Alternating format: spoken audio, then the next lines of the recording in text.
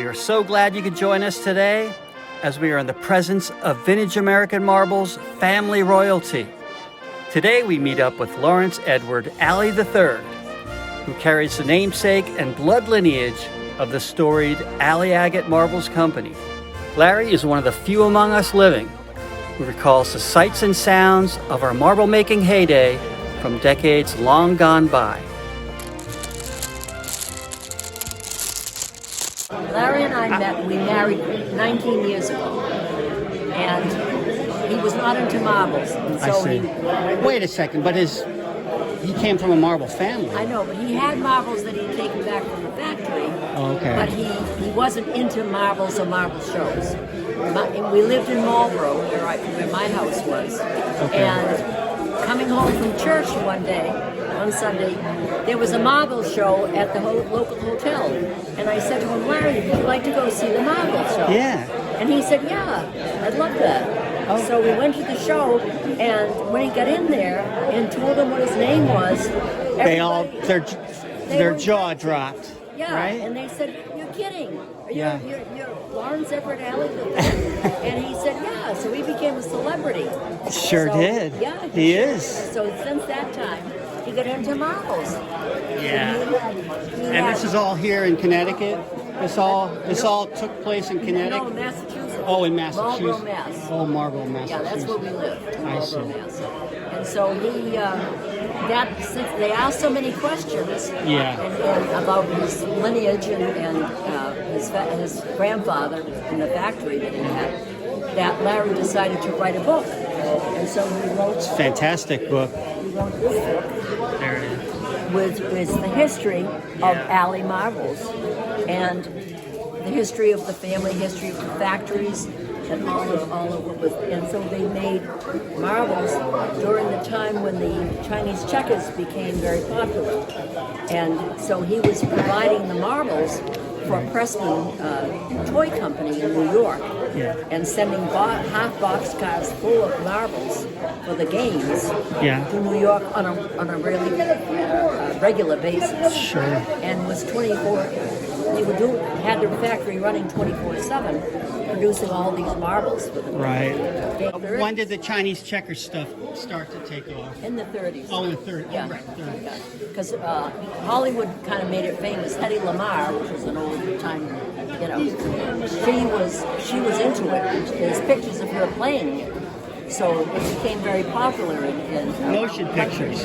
Motion pictures. Oh. Well, it showed still pictures of her. Oh. And so she was, so it became very popular, so the marbles became so his factory was running, 24/7. So, other than that, he wouldn't be having all of this. If it wasn't for Nancy, right? Yeah. Nancy Alley. Yeah, so it was, the rest is history.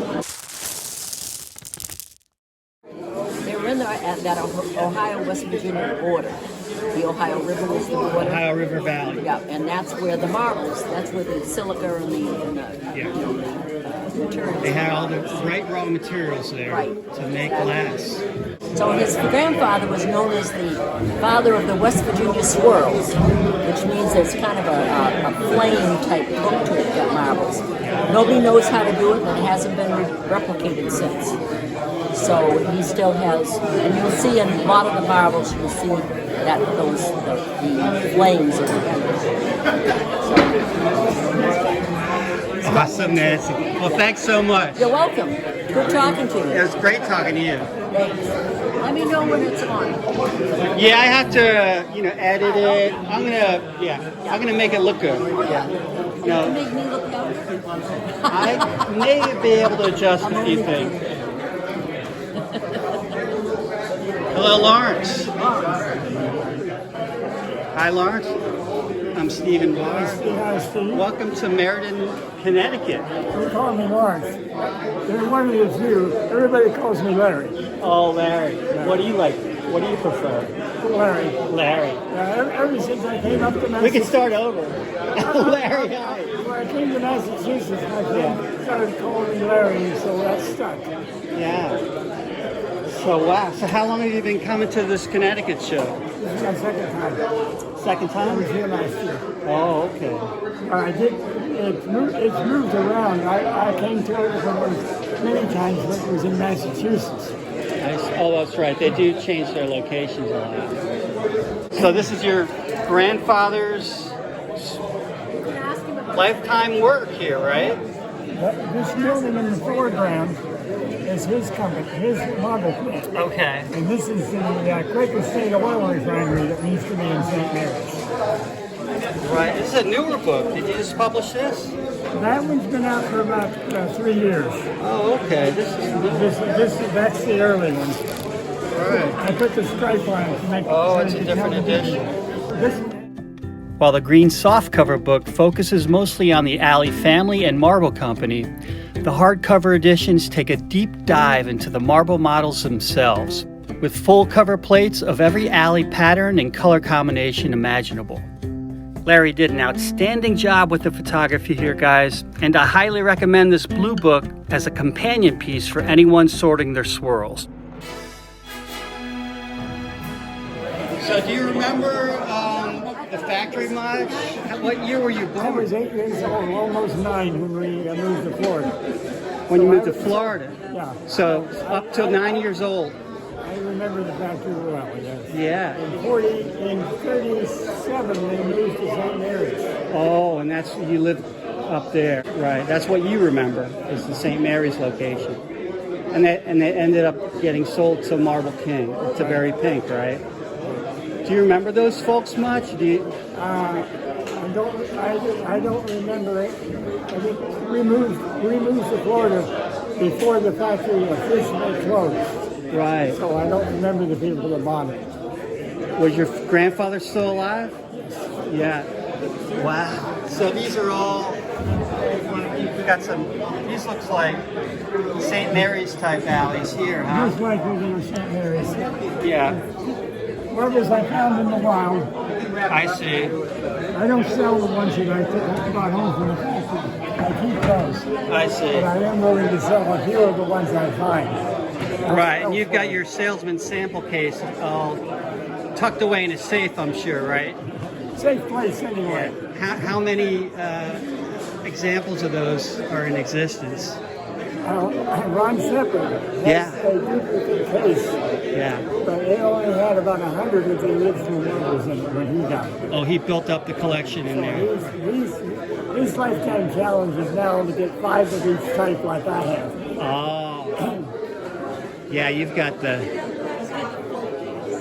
What's that? He's got the full case. Yeah. The full...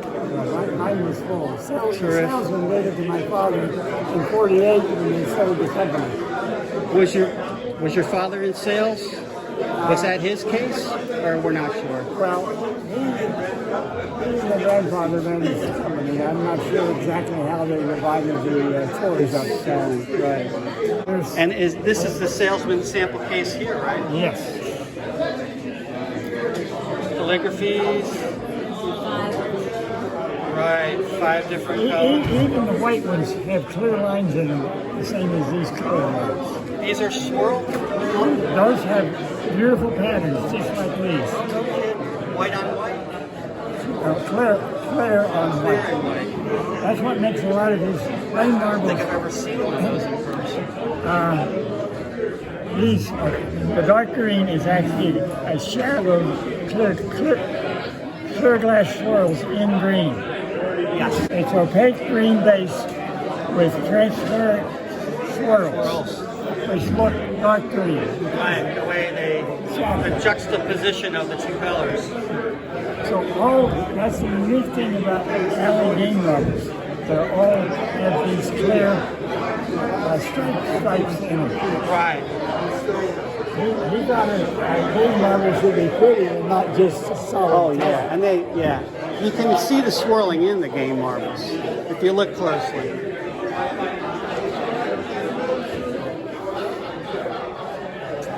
Did they make these jewelers' cases at Alley Agate? These are vitros? Vitro. Right. Oh, and these are dug at Alley.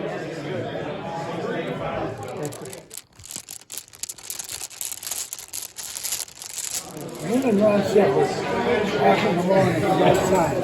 he dug the alley marbles, so he could prove what an alley looked like. There you and go. I wrote the book to introduce people to the rest of the story. Exactly. Well, I'll tell you, I brought in an Alley Chalky today. Got it from Sammy Hope, who was at a dig in Alley. And when he dug it up, he I got had photographs of his collection. yeah. Oh, I think that's an alley.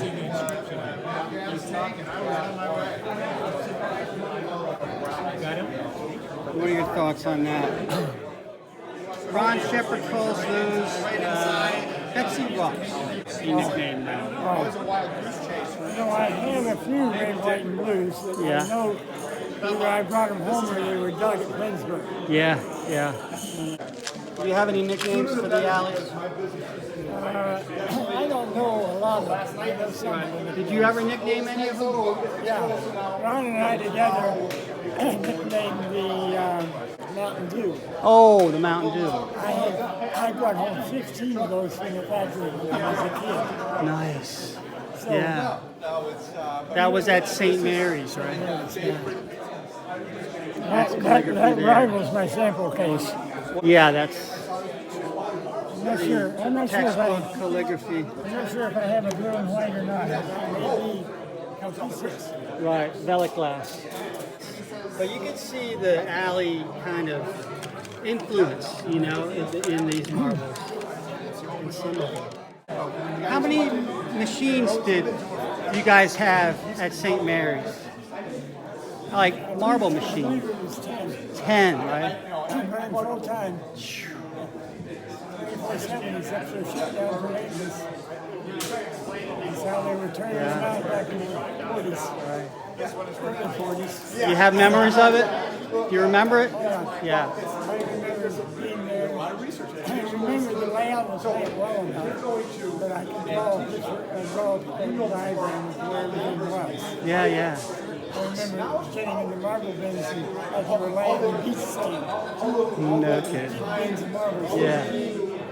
And these were just sort of decorative Dime pieces, store, right? dime store and gift shop stuff. Oh, dime stores. You can tell you the difference between an animal that's made by somebody else and an alley. These were made by Allen. Right. These are mostly Elliot Smith Company in Pennsylvania copies. Smith made their own molds and copied them. They made a mold that was very similar. But these were made in the 30s and 40s. Okay. These were made in the 70s and 80s. Oh, they're repros. You can tell the difference once you Is that right? analyze it. Yeah, I haven't studied any of them. They do look similar. Right, they're very close. So let me say goodbye. All right, Larry, thanks so much. Appreciate it. God bless you. Larry Alley. Larry Alley. So I got the card.